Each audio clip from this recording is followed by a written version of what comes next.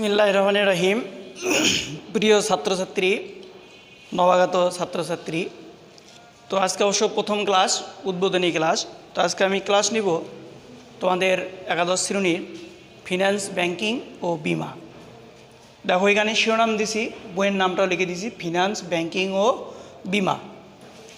তো আশা করি তোমরা বইটা সবাই একটু কিনে নিবা, তাহলে আর মোটামুটি ক্লাস দেখবা, তাহলেই বুঝতে পারবা যে আসলে সাবজেক্টের মূল বিষয়গুলো কি। তাহলে দেখো, ফিন্যান্স, ব্যাংকিং ও বিমা। তাহলে আমাদের সাবজেক্টের নাম ফিন্যান্স, ব্যাংকিং ও বিমা। তাহলে ফিন্যান্সটা কি আমাদের জানতে হবে, ব্যাংকিংটা কি ও বিমাটা কি। সাবজেক্টের নাম যে করা হলো, কেন করা হলো বা অর্থটা কি সেটা আমি তোমাদেরকে বুঝাবো, তোমরা মনোযোগ দিয়ে শোনো। তাহলে প্রথমে বলছে ফিন্যান্স। তাহলে ফিন্যান্স শব্দটি ল্যাটিন শব্দ ফিনিশ থেকে উৎপত্তি। ল্যাটিন শব্দ কি? Finish, FINISH, finish. অর্থাৎ ল্যাটিন শব্দ FINISH, এই ফিনিশ শব্দ থেকে ফিন্যান্স শব্দটার উৎপত্তি। আর ফিন্যান্স শব্দের অর্থ হচ্ছে অর্থায়ন। এখন অর্থায়ন বলতে কি বুঝো, আমাদের সেটা বুঝতে হবে। তাহলে অর্থায়নটা কি জিনিস দেখো, বিভিন্ন উৎস থেকে তহবিল সংগ্রহ এবং এই সংগৃহীত তহবিলের যাবতীয় কার্যাবলী হচ্ছে অর্থায়ন বা ফিন্যান্স। তাহলে অর্থায়ন কি? দেখো, বিভিন্ন উৎস, ধরো একটা কোম্পানি বা একটা ব্যবসা প্রতিষ্ঠানের টাকা সংগ্রহের উৎস কি একটাই থাকে? থাকে না, অনেকগুলো উৎস থাকে। এজন্য বলা হচ্ছে বিভিন্ন উৎস থেকে তহবিল বা মূলধন সংগ্রহ। আবার যে বিভিন্ন উৎস থেকে মূলধন সংগ্রহ করে কোম্পানির ক্যাশে রাখবে তা কিন্তু নয়। এই কী করতে হবে, এই তহবিলটা আবার আমাদের বন্টন করে দিতে হবে, বিভিন্ন কাজে বিভক্ত, বিভিন্ন প্রকল্পে বিভক্ত করে দিতে হবে। তা কর্মচারী শ্রমিকদের বেতন দিতে হবে, তারপরে কোম্পানির আরও আদার্স অন্যান্য খরচগুলো ব্যয় বহন করতে হবে। এজন্য বলা হচ্ছে বিভিন্ন উৎস থেকে তহবিল সংগ্রহ এবং সংগৃহীত তহবিলের যাবতীয় কার্যাবলীকেই ফিন্যান্স বলা বা অর্থায়ন বলা হয়। ঠিক আছে? আচ্ছা দেখো, তাহলে আমরা মোটামুটি ফিন্যান্স শব্দের অর্থ পেলাম যে ফিন্যান্স শব্দটি ল্যাটিন শব্দ ফিনিশ থেকে উৎপত্তি। ফিন্যান্স শব্দের অর্থ হচ্ছে অর্থায়ন, বিভিন্ন উৎস থেকে তহবিল সংগ্রহ, আর এই সংগৃহীত তহবিলের যাবতীয় কার্যাবলীকেই অর্থায়ন বা ফিন্যান্স বলা হয়। আচ্ছা, এবার আসো, ফিন্যান্স গেল, তাহলে এবার আসো আমরা ব্যাংকিং। ব্যাংকিং কি? ব্যাংকিংটা কি আমাদের জানতে হবে। তাহলে ব্যাংকিং জানতে গেলে তার আগে আমাদের প্রথমে জানতে হবে ব্যাংক কী। ব্যাংক সম্বন্ধে আমাদের জানা থাকলেই তারপরে আমরা সেই ক্ষেত্রে ব্যাংকিং শব্দের অর্থ কী এটাও আমরা জানতে পারবো, বলো তাই না? তাহলে এখানে দেখো, আমরা এবার ব্যাংকিং শব্দ জানার আগে প্রথমে আমরা ব্যাংক শব্দ জানবো। যে ব্যাংকাস শব্দ থেকে ব্যাংক শব্দের উৎপত্তি। তো ব্যাংক বলতে কি বুঝায়? ব্যাংক শব্দের আবিধানিক অর্থ লম্বা টুল, ব্রেঞ্চ, তারপরে জমির ক্ষেতের আল, এগুলো ব্যাংক শব্দের অভিধানিক অর্থ। ব্যাংক শব্দের অভিধানিক অর্থ কি? লম্বা টুল, ক্ষেতের আল, নদীর তীর, এগুলো ব্যাংক শব্দের অভিধানিক অর্থ। তবে তাহলে ব্যাংকটা কি দেখো, তাহলে ব্যাংক কি? ব্যাংক হচ্ছে একটি আর্থিক প্রতিষ্ঠান।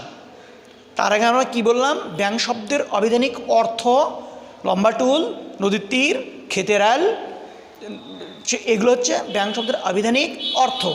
কিন্তু ব্যাংক কি? এবার ব্যাংকের সংজ্ঞা, মানে ব্যাংক কি? তাহলে ব্যাংক একটি আর্থিক প্রতিষ্ঠান। তাহলে যদি ব্যাংক কি বলে বা ব্যাংক বলতে কি বুঝো এটা যদি বলে, তাহলে আমরা ব্যাংকের সংজ্ঞা দিব যে ব্যাংক একটি আর্থিক প্রতিষ্ঠান, যে প্রতিষ্ঠান বিভিন্ন হিসাবের মাধ্যমে জনগণের নিকট থেকে আমানত সংগ্রহ করে এবং উচ্চ সুদে আবার জনগণের নিকট ঋণ প্রদান করে, সেই প্রতিষ্ঠানকে ব্যাংক বলা হয়। তাহলে আবার শোনো, ব্যাংক বলতে কি বোঝায়? ব্যাংক হচ্ছে একটি আর্থিক প্রতিষ্ঠান, যে প্রতিষ্ঠান স্বল্প সুদে জনগণের নিকট থেকে বিভিন্ন হিসাবের মাধ্যমে আমানত সংগ্রহ করে এবং উচ্চ সুদে আবার জনগণের নিকট ঋণ প্রদান করে, তাকেই ব্যাংক বলা হয়। তাহলে আমরা ব্যাংকিং শব্দ জানার আগে আমরা কি জানলাম? ব্যাংক। তাহলে ব্যাংক বলতে কি বুঝো আরেকবার শোনো। ব্যাংক হচ্ছে একটি আর্থিক প্রতিষ্ঠান যেই প্রতিষ্ঠান স্বল্প সুদে বিভিন্ন হিসাবের মাধ্যমে জনগণের নিকট থেকে আমানত সংগ্রহ করে এবং উচ্চ সুদে আবার জনগণের নিকট ঋণ প্রদান করে তাকেই ব্যাংক বলা হয়। এবার আসো ব্যাংকিং। তাহলে ব্যাংকিং জানার আগে আমরা আগে ব্যাংকের সংজ্ঞা জানলাম। এবার ব্যাংকিং কি? তাহলে ব্যাংকিংয়ের সংজ্ঞা আমরা এভাবে দিতে পারি যে বিভিন্ন হিসাবের মাধ্যমে জনগণের নিকট থেকে স্বল্প সুদে আমানত সংগ্রহ থেকে শুরু করে উচ্চ সুদে ঋণ প্রদান পর্যন্ত যাবতীয় কার্যাবলীকেই ব্যাংকিং বলা হয়।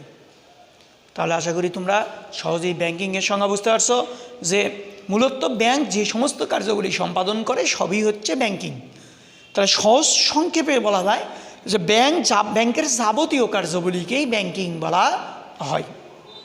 সাধারণত ব্যাংকের যাবতীয় কার্যাবলীকে ব্যাংকিং বলা হয়। এটাই একটু আমরা পরীক্ষা সৃজনশীল ভাষায় লিখব যে ব্যাংক জনগণের নিকট থেকে বিভিন্ন হিসাবের মাধ্যমে স্বল্প সুদে আমানত সংগ্রহ থেকে শুরু করে উচ্চ সুদে ঋণ প্রদান পর্যন্ত যাবতীয় কার্যাবলীকেই ব্যাংকিং বলা হয়।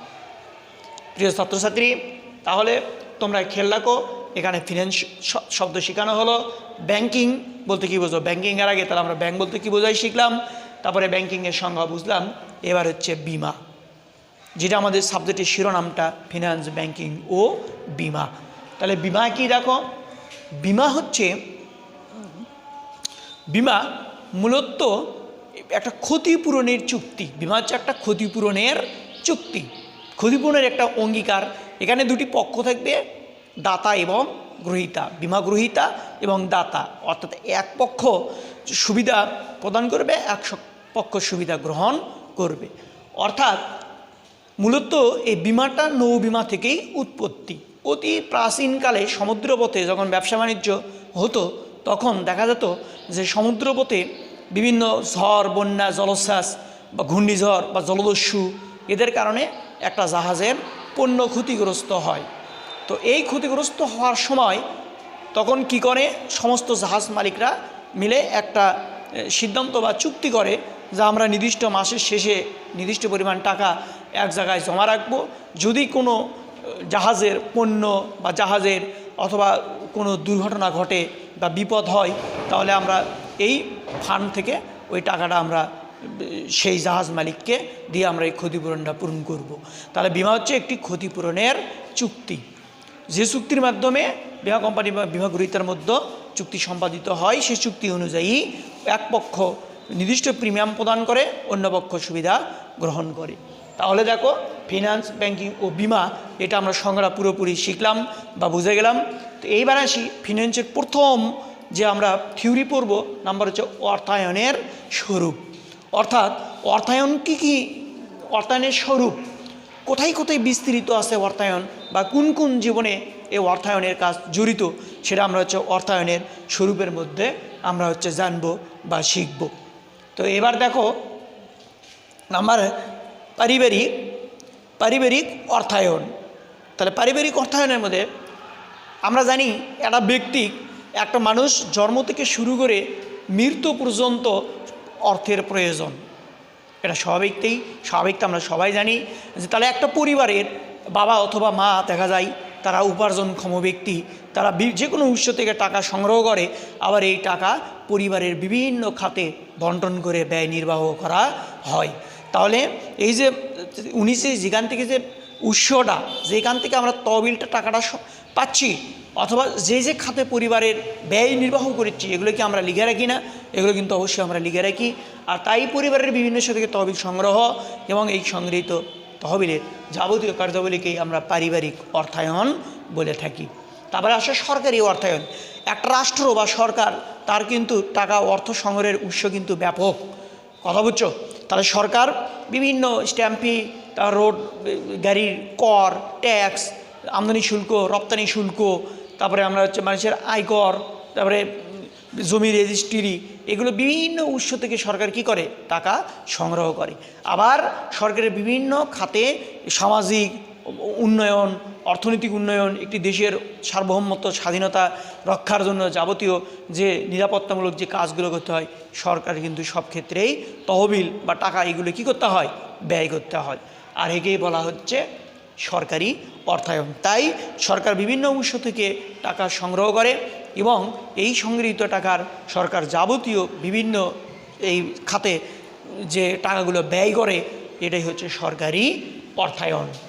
তারপরে আসো অব্যবসায়ী প্রতিষ্ঠানের অর্থায়ন। আমাদের সমাজে কিন্তু অনেক অব্যবসায়ী প্রতিষ্ঠান আছে, যে অব্যবসায়ী যেগুলোর উদ্দেশ্য কিন্তু মুনাফা অর্জন নয়। তাহলে মুনাফা অর্জন নয় যে সমস্ত প্রতিষ্ঠানের উদ্দেশ্য, সেটার নাম কি? অব্যবসায়ী প্রতিষ্ঠান, যার উদ্দেশ্য কিন্তু মুনাফা অর্জন করা নয়। তাহলে দেখো অব্যবসায়ী প্রতিষ্ঠান যেমন স্কুল, কলেজ, হাসপাতাল, মসজিদ, মন্দির, এগুলো কি? এগুলো হচ্ছে অব্যবসায়ী সামাজিক প্রতিষ্ঠান। তাহলে এইগুলো প্রতিষ্ঠান কি অর্থ ছাড়া কি টিকা থাকবে সম্ভব? স্কুল কলেজ অর্থ ছাড়া কি সেগুলো শিক্ষকের বেতন প্লাস আরও পাশাপাশি বিভিন্ন ডাস্টার, চক, এইগুলো কেনার কিন্তু প্রয়োজন আছে, এগুলো কি অর্থ ছাড়া সম্ভব নয়। তাহলে বলতেছে যে এই অব্যবসায়ী প্রতিষ্ঠানগুলো বিভিন্ন উৎস থেকে তহবিল সংগ্রহ করে, এর যাবতীয় কার্যাবলীকেই কি অব্যবসায়ী প্রতিষ্ঠানের অর্থায়ন বলা হয়। তারপরে আসো কি ব্যবসায়ী অর্থায়ন। মূলত আমরা যে ফিনান্সটা আমরা পড়বো, এটা মূলত ব্যবসায়ী অর্থায়নে বেশি গুরুত্বপূর্ণ। দেখো ব্যবসায়ী অর্থায়ন ব্যবসায়ের ক্ষেত্রে বিভিন্ন উৎস থেকে তহবিল সংগ্রহ এবং এই সংগৃহীত তহবিলের যাবতীয় কার্যাবলীকেই আমরা ব্যবসায়ী অর্থায়ন বলে থাকি। তাহলে ব্যবসায়ী অর্থায়নের আবার তিনটা ভাগ আছে। নাম্বার এক মালিকানা ব্যবসায়ী অর্থায়ন। নাম্বার 2 অংশীদারি ব্যবসায়ের অর্থায়ন। নাম্বার 3 যৌথ মূলধনী ব্যবসায়ের অর্থায়ন। তাহলে আমরা এক মালিকানা ব্যবসায় অর্থায়ন সম্পর্কে জানি। একজন মাত্র মালিক যে ব্যবসায়ী প্রতিষ্ঠানের, তাকে আমরা এক মালিকানা ব্যবসায়ী প্রতিষ্ঠান বলে থাকি। তাহলে এক মালিকানা মালিক একাই মাত্র ব্যক্তি। তাহলে এই প্রতিষ্ঠানও অর্থ ছাড়া কিন্তু সম্ভব নয়। বিভিন্ন উৎস থেকে এই মালিক নিজস্ব তহবিল থেকে, ব্যাংক থেকে ঋণ নিতে পারে, বন্ধু বান্ধব আত্মীয় স্বজনের নিকট থেকে ধার নিতে পারে, বিভিন্ন উৎস থেকে তহবিল সংগ্রহ, আর এই সংগৃহীত তহবিলের যাবতীয় কার্যাবলীকেই এক মালিকানা ব্যবসায়ের অর্থায়ন বলা হয়। আবার আসো অংশীদারি ব্যবসায়ের অর্থায়ন। সাধারণত অনেকগুলো অংশীদারি ব্যবসা 1932 সালে অংশীদারি আইন অনুযায়ী এই অংশীদারি ব্যবসায় গঠিত পরিচালিত হয়। অংশীদারি ব্যবসায় বিভিন্ন উৎস থেকে তহবিল সংগ্রহ আর এই সংগৃহীত তহবিলের যাবতীয় কার্যাবলীকেই অংশীদারি ব্যবসায়ের অর্থায়ন বলা হয়। তারপর আসো কি যৌথ মূলধনী ব্যবসায়ের অর্থায়ন। আমরা জানি 1994 সালে কোম্পানি আইনে এই যৌথ মূলধনী কোম্পানি আইন গঠিত, পরিচালিত, নিয়ন্ত্রিত হয়। আর এই যৌথ মূলধনী কোম্পানি বিভিন্ন উৎস থেকে তহবিল সংগ্রহ এবং সংগৃহীত তহবিলের যাবতীয় কার্যাবলীকেই যৌথ মূলধনী ব্যবসায়ের অর্থায়ন বলা হয়। আচ্ছা, তাহলে আমরা অর্থায়নের স্বরূপ বিভিন্নগুলো আমরা বিশ্লেষণ মোটামুটি শিখলাম। তাহলে আমরা এবার আসবো অর্থায়নের কার্যাবলী। অর্থায়ন কী নিয়ে কাজ করে আমাদেরকে এটা জানতে হবে যে অর্থায়ন মূলত কী কী বিষয়গুলো নিয়ে কাজ করে। নাম্বার 1 তহবিল সংগ্রহ। তাহলে অর্থায়ন বিভিন্ন উৎস থেকে ব্যাংক, বিমা, তারপরে বন্ধুবান্ধবের নিকট থেকে ঋণ নিতে পারে, তার নিজস্ব তহবিল, এগুলো বিভিন্ন উৎস নিয়ে তহবিল সংগ্রহ করাই হচ্ছে অর্থায়নের মূল বা গুরুত্বপূর্ণ কাজ। নাম্বার 2 আসো মূলধন বাজেটিং সিদ্ধান্ত। শুধু যে অর্থ সংগ্রহ করেই রাখবো তা কিন্তু নয়, এটা একটা কোম্পানির দীর্ঘমেয়াদী প্রকল্পে বা দীর্ঘমেয়াদী খাতে এই টাকাটা আমাদের কি করতে হয়, বিনিয়োগ করতে হবে। আর এটার নামই হচ্ছে মূলধন বাজেটিং সিদ্ধান্ত। তাহলে সেখানেও আমাদের অর্থের প্রয়োজন। এবার আসে স্বল্পমেয়াদী সম্পদ ব্যবস্থাপনা। এখানে স্বল্পমেয়াদী বলতে সাধারণত চলতি সম্পদগুলোকেই বোঝায়, যেমন নগদ টাকা, নগদ তহবিল, তারপরে আরও চলতি সম্পদ। তাহলে এই স্বল্পমেয়াদী সম্পদ ব্যবস্থাপনা অর্থায়নের অন্যতম গুরুত্বপূর্ণ প্রধান কাজ। লাস্ট আসে তহবিল বা মুনাফা বন্টন। তাহলে আমরা জানি যে একটা কোম্পানি বা ব্যবসার মূল উদ্দেশ্য হচ্ছে মুনাফা অর্জন, আর এই মুনাফাটা অংশীদারদের বা শেয়ার হোল্ডারদের মাঝে সমবন্টন বা তাদের মূলধনের আনুপাতিক অনুযায়ী বন্টন করাই হচ্ছে অর্থায়নের অন্যতম গুরুত্বপূর্ণ কাজ। তাহলে আমরা এখানে অর্থায়নের কার্যাবলী 4টে দেখলাম: তহবিল সংগ্রহ, মূলধন বাজেটিং সিদ্ধান্ত, স্বল্পমেয়াদী সম্পদ ব্যবস্থাপনা, তহবিল ও মুনাফা বন্টন। তো প্রিয় নবাগত ছাত্রছাত্রী, তোমরা আশা করি অবশ্যই বাসায় বই খুলবা, বইটা কিনবা। আর প্রথমধ্যেই 2টো থিওরি আজকে আমি পড়ালাম, আর পাশাপাশি ফিনান্স ব্যাংকিং বিমার সংজ্ঞা দিছি। তোমরা আমার ক্লাসটা বারবার দেখবা, ইনশাআল্লাহ তাহলে অনেক কিছু শিখতে পারবা। তো আশা করি পরবর্তী দিন ক্লাসে তোমাদের এই অধ্যায়েরই অন্যান্য বিষয়গুলো নিয়ে আমি আলোচনা করব। তো সবাই তোমরা ভালো থাকো, সুস্থ থাকো, এই বলে আজকের ক্লাস এখানেই শেষ করছি। খোদা হাফেজ।